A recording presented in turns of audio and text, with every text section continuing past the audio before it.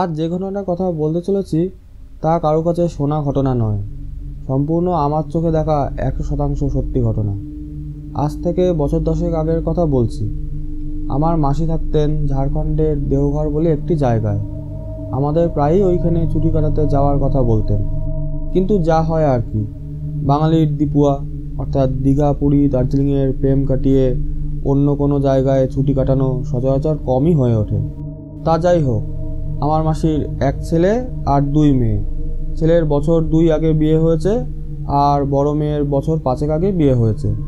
আমার মাসতুতো দিদির বিয়ে ওখান থেকেই হয়েছিল। আমরা কোনো কারণে যেতে পারিনি।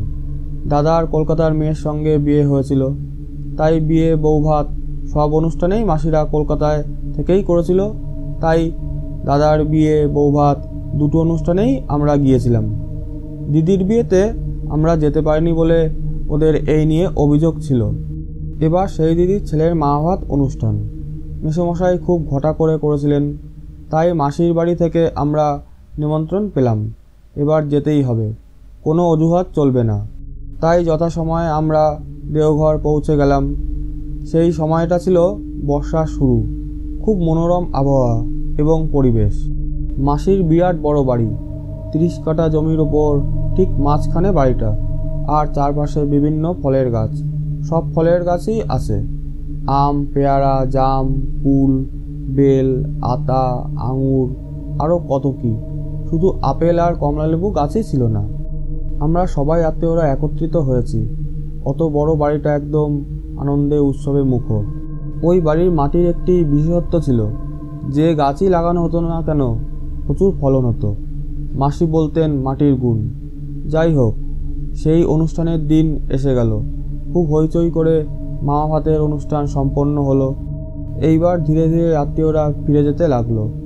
মাসি কিন্তু আমাদের আটকে দিলেন, বললেন, এতদিন পর তোমরা এলে, কটা দিন থেকে যাও। মাসির প্রস্তাবে আমরাও রাজি হয়ে গেলাম। সেদিন শনিবার।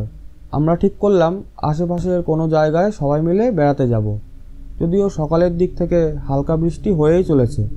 বেলা 1টা নাগাদ বৃষ্টিটা একটু থামলো। আমাদের বৌদি মানে মাস্টার দাদার বউ খুব ছটপটে আর চঞ্চল স্বভাবের ছিল।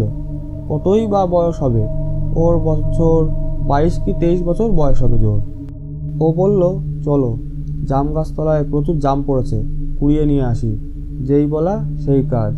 আমি, মাসির ছোট মেয়ে আর বৌদি 3 জন মিলে একটা ব্যাগ নিয়ে জামতলায় গেলাম জাম কুড়োতে। সত্যি জামগুলো দেখলে লোভ হবে। বৃষ্টির জন্য গাছতলায় বিছিয়ে পড়ে রয়েছে। আমরা খুব আগ্রহ নিয়ে ব্যাগ ভরে জাম কুড়িয়ে নিয়ে এলাম। জাম নিয়ে বাড়িতে ঢোকা মাত্র মাসি চেঁচামেচি করে বৌদিকে বকতে লাগলো, তোর কি কোনো কাণ্ডজ্ঞান নেই? বলেছি না চুল খুলে দুপুরবেলা বা সন্ধেবেলা বাইরে বেরোবি না। বৌদি বলল, কি করব, এই তো একটু আগে স্নান করেছি, তাই চুল খুলে রেখেছি।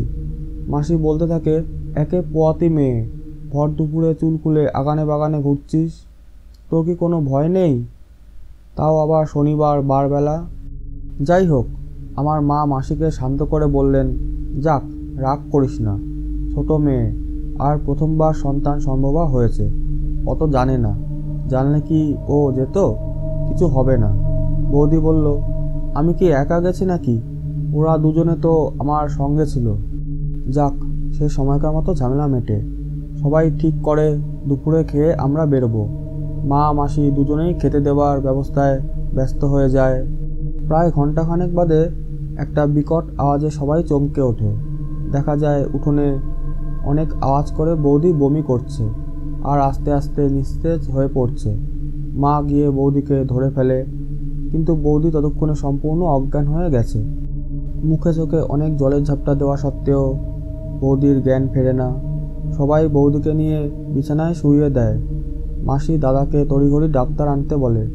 ডাক্তার এসে বৌদিকে একটা ইঞ্জেকশন দেয় আর আশ্বস্ত করে বলে, চিন্তার কিছু নেই, এই সময় একটু এরকম হতেই পারে। ইঞ্জেকশনটা দেওয়ার পর বৌদি ঘুমিয়ে পড়ে। সন্ধ্যের পর বৌদি চোখ খুলে তাকায়। জবা ফুলের মতো লাল চোখ, পিঠ অবধি খোলা চুল। জবা ফুলের মতো লাল চোখ নিয়ে বৌদি এক ভয়াল রূপ ধারণ করে। সারা ঘর ছোটাছুটি শুরু করে। দাদা তাই দেখে বৌদিকে ধরতে গেলে বৌদি দাদাকে জোরে ধাক্কা মেরে ফেলে দেয় ও হিন্দিতে গালাগালি দিতে থাকে। সবাই আশ্চর্য হয়ে যায় বৌদির এই রূপ দেখে। মা মাসি বৌদির কাছে গেলেই ও হাতের কাছে যা পায় তাই ছুঁড়ে মারতে থাকে। রান্নাঘরে ছুটে গিয়ে সব রান্না ছড়িয়ে ফেলে দেয়, কেউ সামলাতে পারে না। তখন সবাই ওকে জোর করে একটা ঘরের মধ্যে বন্ধ করে রাখে। আবার ডাক্তারকে কল করে, কিন্তু ডাক্তার এসে বলে এত তাড়াতাড়ি 2বার ঘুমের ইঞ্জেকশন দেওয়া যাবে না।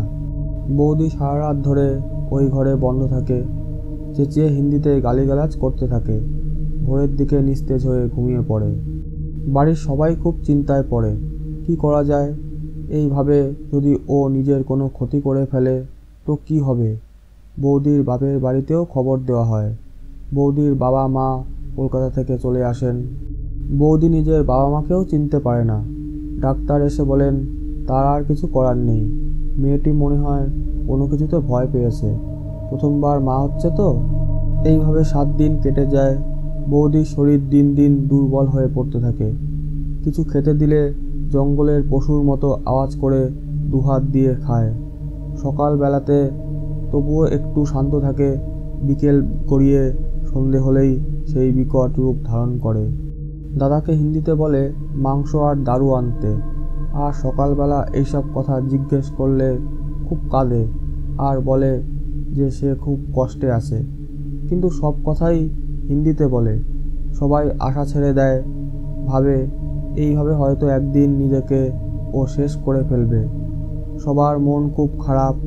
বৌদির বাবা তার লন্ডনে থাকা ডাক্তার ভাগ্নেকে সব কেস হিস্ট্রি শেয়ার করে এবং বলে শীঘ্রই এর প্রতিকার করতে হবে, নাহলে মেয়েকে বাঁচানো যাবে না। ও আরও অন্যান্য ডাক্তারদের সঙ্গে কনসাল্ট করে জানায় যে এটা এক ধরনের হিস্টেরিয়া, ডাক্তারদের সেই মতো চিকিৎসা করতে হবে।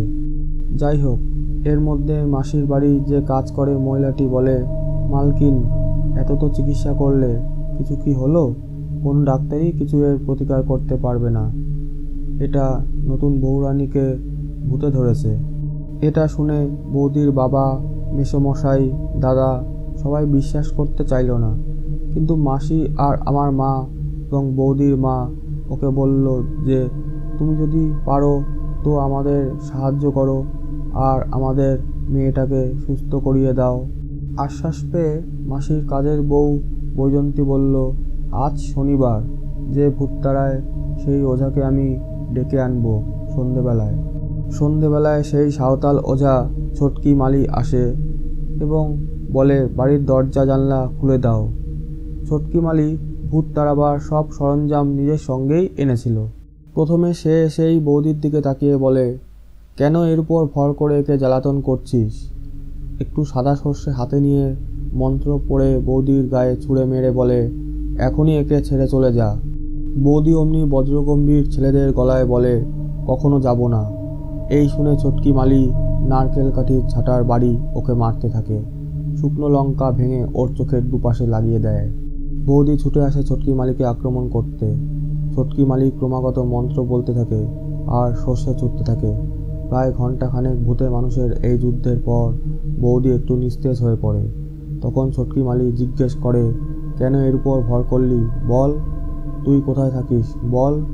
বৌদিরূপী ভূতটা বলে যে সে এই বাগানের জাম গাছে থাকে। ছটকি মালি বলে, তো তুই এই মেয়েটার উপর ভর কেন করলি?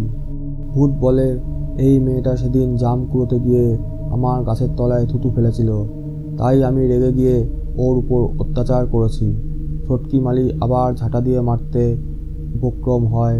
তখন ভূতটা বৌদির শরীর ছাড়তে রাজি হয়, কিন্তু একটা শর্তে, যে জাম গাছ তলায় এখনই একটা মদের বোতল আর একটা মুরগি কেটে তার রক্ত ছড়িয়ে দিতে হবে। ছটকি মালি বলে, ঠিক আছে, তুই যা চাইছিস পাবি, কিন্তু তোকে এদের বাড়ি ছেড়ে চিরকালের মতো চলে যেতে হবে। ভূতটা রাজি হয়। ছটকি মালি বলে, তাহলে তুই যাবার সময় জাম গাছের একটা ডাল ভেঙে দিয়ে যাবি, আর এখনই তুই যা চাইছিস আমি দিয়ে দিচ্ছি, যা দূর হয়ে যা চিরকালের মতো। তারপর ছটকি মালি মদের একটা বোতল আর একটা মুরগি কেটে ওই গাছের তলায় দিয়ে দেয়। ঠিক 5-7 মিনিটের মধ্যে জাম গাছের একটা বড় ডাল মরমর শব্দে ভেঙে পড়ে। ছটকি মালি এসে বলে, আর চিন্তার কিছু নেই, আপনার বাড়ির মন্ত্র দিয়ে বেঁধে দিয়েছি, আর কেউ উপদ্রব করতে পারবে না। চিন্তা নেই, বেটিয়াও সুস্থ হয়ে যাবে। ওর জ্ঞান এলে 1 গ্লাস গরম দুধ দেবেন। ছটকি মালি চলে যাওয়ার 10 মিনিটের মধ্যেই বৌদির জ্ঞান ফিরে এলো। বৌদি বলল, মা, আমার চোখে কি পড়েছে দেখো তো, ভীষণ জ্বালা করছে। বৌদি আবার স্বাভাবিক জীবনে ফিরে এলো, কিন্তু মেসোমশাই তার পরের দিনই লোক দিয়ে অত সুন্দর জাম গাছটা কাটিয়ে দিলেন। আর বৌদির মা মেয়েকে নিয়ে কলকাতায় চলে এলেন। বললেন, মেয়ের বাচ্চা হয়ে গেলে তারপর এসে বাচ্চা আর মাকে নিয়ে যাবেন বেয়ান। সবাই এই প্রস্তাবে রাজি হলো। এই ঘটনার অনেক বছর কেটে গেছে, কিন্তু আজও এই ঘটনার বিবরণ লিখতে গিয়ে আমার গায়ে কাঁটা দিচ্ছে।